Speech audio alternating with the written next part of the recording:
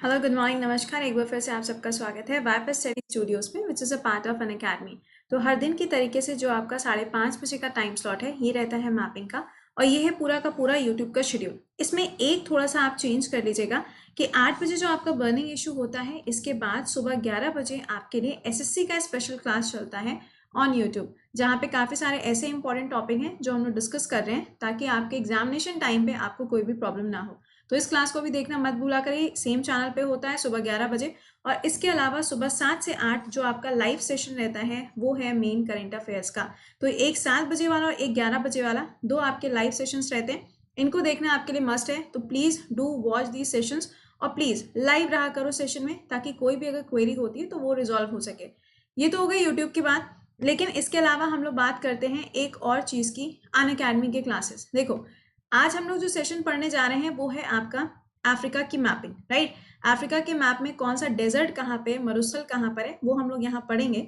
लेकिन उससे पहले हम आपको बता देते हैं अनअकैडमी के क्लासेस के बारे में। देखिए, अनअकैडमी में जो जीएस का फाउंडेशन बैच स्टार्ट हुआ है, वो आपका 10 जून से शुरू है, ठीक है। 10 जून से बैच शुरू हुआ है। अगर आपका कोई भी क्लास मिस हो जाता है तो वो आप लाइब्रेरी में देख सकते हो, बट ये ध्यान रखिएगा कि जीएस का फाउंडेशन बैच है, यानी कि अगर आप में से कोई भी ऐसा स्टूडेंट है जो यहाँ पे पूरी जीएस प्रिपेयर करना चाहता है, चाहे फिर वो एनडीए के लिए हो, सीडीएस के लिए हो, या फिर आपका स्टेट लेवल एग्जाम हो, एसएससी हो, एवरी एग्जाम, मतलब हर एक एग्जाम को कवर करने के लिए आप इस बैच को ज्वाइन कर सकते हो। कहाँ मिलेगा? अनअकैडमी पे मिलेगा। क्या अवेल जब करोगे तो क्या कोड लिखना है आपको? कृति10 कोड का यूज करना है।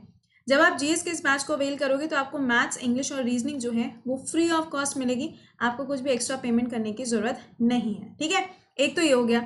लेकिन इसके अलावा अगर आप किसी और एग्जाम के लिए प्रिपेयर कर रहे हो तो भी आप इस कोड का यूज कर सकते हो। जैसे कि यूपीएससी की डेट शिफ्ट हुई है ना। तो अगर आप यूपीएससी का बैच अवेल करना चाहते हो तो आप उसको भी अवेल कर सकते हो कृति10 कोड का यूज करके। या फिर अगर सीटेट का आप बैच ज्वाइन करना चाहते हो अकेडमी पे, तो भी आप इसको यूज कर सकते हैं, ठीक है। चलिए, अच्छा, अब एक बार से लिंक को कॉपी करके शेयर कर दो, ताकि यहाँ पे इस मैपिंग का सेक्शन को शुरू किया जा सके। देखो, जब हम बोलते हैं ना अफ्रीका, अब अफ्रीका में होता क्या है, डेजर्ट पढ़ने है ना।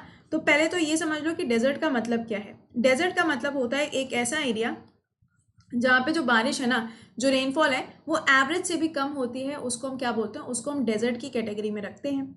अब अफ्रीका का जो रीजन है, अगर हम यहाँ पे देखें तो इस रीजन में से आपको 3 लाइनें क्रॉस करते हुए नजर आ रही होंगी, कुछ इस तरीके से, है ना, दिख रही हैं।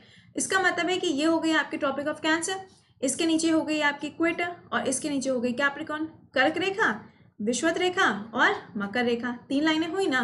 अब देखो, इस पूरे एरिया के अंदर अगर हम देखेंगे तो इस पूरे जोन में इसे हम क्या बोलते हैं? ट्रॉपिकल एरिया के नाम से जाना जाता है, राइट। यही तो होता है ना।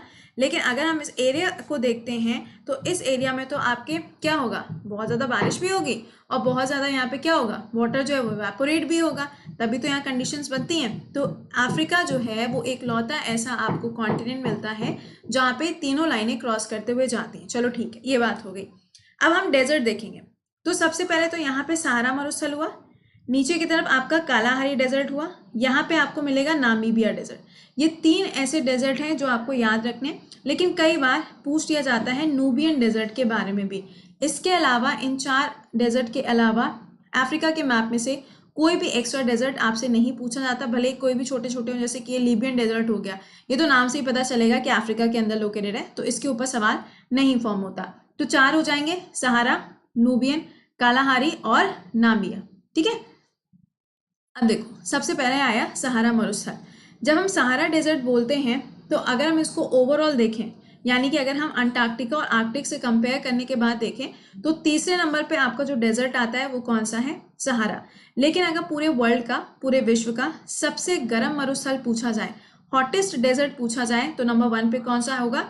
सहारा मरुस्थल है, ठीक है। दूसरा देखो, कहाँ से कहाँ तक है ये? तो ये रेड सी से आपको देखने को मिलेगा, कहाँ की तरफ? मेडिटेरेनियन सी की तरफ। और ये कहाँ पे जाके खत्म होता है? अटलांटिक ओशन पे खत्म होता है। देखो यहाँ पे मैप में, ये इधर हो गया अटलांटिक ओशन, ऊपर की तरफ हो गया मेडिटेरेनियन, और ये यहाँ पर अगर देखें, देखो मेडिटेरेनियन, अटलांटिक, और ये यहाँ पे क्या है? रेड सी। तो इतने एरिया के बीच में आपको यहाँ पे सहारा मरुस्थल देखने को मिल रहा है, ठीक है ना। तो अगर वाटर बॉडीज पूछी जाती हैं कि कितनी वाटर बॉडीज के बीच में सहारा मरुस्थल है, तो आंसर क्या बनेगा? 3 आपको मिलेंगे, अटलांटिक, मेडिटेरेनियन और रेड सी। नेक्स्ट पॉइंट देखो, यहाँ पर कितने देशों में ये फैला हुआ है? Algeria, Chad, Egypt, Libya, Mali. Mauritania, Morocco, Niger, western Sahara, Sudan and टूनिसिया।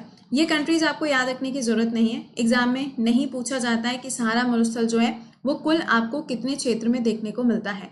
तो यहाँ पे आप लोकेशन देख सकते हो, लेकिन एक चीज ध्यान रखिएगा कि यहीं पर आपको एक लेक मिलती है जिसका नाम क्या है, लेक चार्ट। कई बार पूछ लिया जाता है लेक चार्ट के बारे में, तो बी प्रिपेयर्ड। लेक चार्ट आपको कहाँ पे मिल रही है, बिल्कुल यहीं पे चार्ट नाम की जो कंट्री है उसी में मिलेगा। और इस पूरे एरिया की जो लैंड लॉक्ड है, इस पूरे एरिया की जो लैंड लॉक्ड लेक है वो कौन सी है, लेक चार्ट है। सवाल ऐसे भी पूछा जा सकता है कि सहारा मरुस्थल में एक लौती झील कौन सी है, तो भी आंसर हो जाएगा लेक चार्ट। याद रखिएगा इस पूरे रीजन में ही आपको सिर्फ एक लेक मिल रही है, दैट इज लेक चार्ट। ठीक है, ओके ये बात हुई। अब क्या यहाँ पे कोई विंड वगैरह भी चलती है, कोई हवा वगैरह भी चलती है, कोई लोकल विंड है क्या, तो हाँ यहाँ पे आपको लोकल विंड मिलती है जिसका नाम हो जाएगा, ये जो रीजन नजर आ रहा है ना, यहाँ पे एक विंड मिलती है जिसका नाम क्या है, हार्मेटन।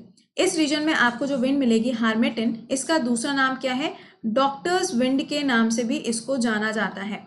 एक्चुअली होता क्या है, इस रीजन में ये जो एरिया आपको नजर आ रहा है ना, यहाँ पे होती है बहुत ज़्यादा गर्मी, बहुत ज़्यादा गर्मी यहाँ पर होती है, तो ह्यूमिडिटी भी ज़्यादा होगी। जब ह्यूमिडिटी भी ज़्यादा होगी तो यहाँ पे जो लोकल विंड चलती हैं, जो स्थानीय पवनें चलती हैं, उससे क्या होता है, ह्यूमिडिटी थोड़ी सी नॉर्मल हो जाती है। इसलिए इस हवा को क्या बोला जाता है, डॉक्टर्स विंड के नाम से जाना जाता है।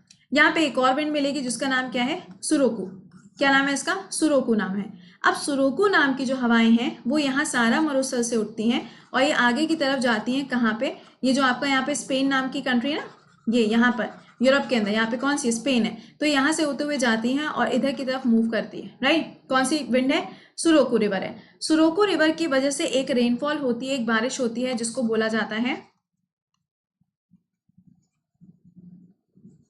किस नाम से जाना जाता है, यहाँ पे इसको रेड ब्लड रेनफॉल के नाम से जाना जाता है। क्यों, देखो ये जो विंड है यहाँ से चली है ना, अब यहाँ पे जो रेत होगी, जो आपकी सैंड होगी ना, उसको यहाँ पे साथ में लेते हुए जाएगी। अब यहाँ पे जब हीटिंग बहुत ज़्यादा है, यहाँ का जब तापमान बहुत ज़्यादा है, तो ये जो रेत होगी ये कैसी होगी, रेडिश होगी। तो जैसे ये ऊपर की तरफ, इधर की तरफ जाना शुरू करती है और ठंडा होने के बाद जब ये बारिश के रूप में नीचे आती है, तो जब बारिश के रूप में नीचे आएगी तो बूंदें जो होंगी कैसी होंगी, रेडिश कलर की हो जाती हैं ड्यू टू दिस सैंड।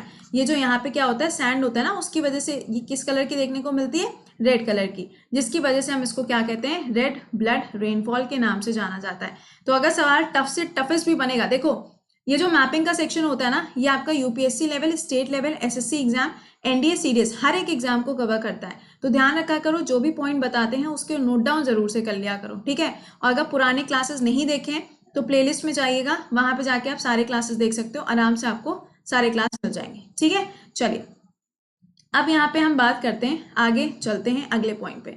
अगला है कालाहारी डेजर्ट। यहाँ पे सबसे पहले तो ये जान लो कि ये जो लोकेशन है ये कहाँ पे, बोत्सवाना और नामीबिया के अंदर आपको ये जगह मिलेगी। और कालाहारी डेजर्ट अगर देखा जाए तो ये कैसा है, शवाना टाइप ऑफ यहाँ पे क्लाइमेट मिलेगा। और इस जगह पर एक ट्राइब भी पाई जाती है जिसका नाम क्या है, बुशमैन ट्राइब। ये सबसे ज्यादा एग्जाम में पूछी जाती है कि अफ्रीका के अंदर कालाहारी नाम का जो मरुस्थल है वहां पे आपको कौन सी ट्राइब मिलेगी, तो ये हो जाएगी बुशमैन ट्राइब। तीसरा है नामीबिया, ये यहाँ पर, ठीक है ना। ये कौन सी जगह है, ये कौन सा डेजर्ट है, नामीबिया। कोस्टल डेजर्ट है यहाँ पे सदर्न अफ्रीका का, Atlantic coast of Angola, Namibia and South Africa. तो यानी कि ये जो एरिया है ये टोटल कितने देशों में मिलता है, 3 देशों में ये फैला हुआ है। बट यहाँ पे स्पेसिफिकली अगर देखा जाए तो कुछ बहुत ज्यादा इंपॉर्टेंट नहीं है, बट हाँ यहाँ पे मैप में है तो आपको थोड़ा बहुत इसके बारे में पता होना चाहिए। लीबियन डेजर्ट कभी एग्जाम में नहीं पूछा जाता, कभी भी नहीं आता, बट कम से कम इसकी लोकेशन तो आपको पता होनी चाहिए कि लीबिया के अंदर आपको लीबियन डेजर्ट मिलेगा, ठीक है ना। कहीं ऐसा ना हो यही नहीं पता है कि लीबिया कहाँ पर लोकेटेड है, तो ऐसा मत कर देना, बेटर है कि आपको ये चीज मालूम होनी चाहिए। तो यहाँ पे मैंने आपको 3-4 डेजर्ट के नाम बताए हैं, 3-4 डेजर्ट के नाम लिख लेना, इनके जो मैंने फीचर्स बताए हैं, कौन सी विंड कहाँ पर है, ये कम से कम नोट डाउन कर लेना। अब इसके बाद देखो अलग अलग क्लासेस आएंगे, डेजर्ट अलग होगा, रिवर्स अलग होगा, इंपॉर्टेंट सिटीज अलग होंगी, छोटे छोटे से यहाँ पे सेक्शन है ताकि आपको याद करने में कोई प्रॉब्लम ना हो, ठीक है। अच्छा ये है वो जीएस का बैच जिसके बारे में भी हम आपसे बात कर रहे थे। ये फाउंडेशन बैच शुरू होने जा रहा है जीएस का, जिसमें आपको मैथ्स, रीजनिंग और इंग्लिश ये भी साथ में बैचेस मिल जाएंगे। और इसका नाम क्या है, क्रैश कोर्स ऑन इकोनॉमिक्स। देखो क्रैश कोर्स ऑन इकोनॉमिक्स का मतलब ये हो गया कि सबसे पहला जो सब्जेक्ट शुरू होगा इस जीएस के फाउंडेशन बैच में वो कौन सा है, इकोनॉमिक्स है। जब आप इसको अवेल करोगे तो ये अमाउंट इतना होगा पूरे साल भर का, जब आप कोड यूज करोगे क्या यहाँ पर, प्रति 10। देखो जीएस एक ऐसा सब्जेक्ट है जो हर एग्जाम में आता है, आप उससे बच नहीं सकते हो।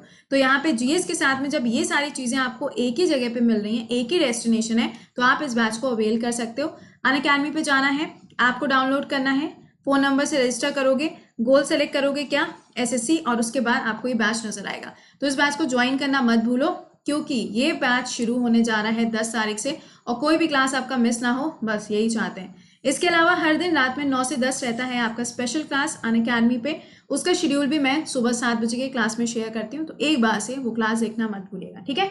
चलिए तो मिलते हैं अभी आप लोगों से 7 बजे के लाइव क्लास में। Till then bye bye and take care.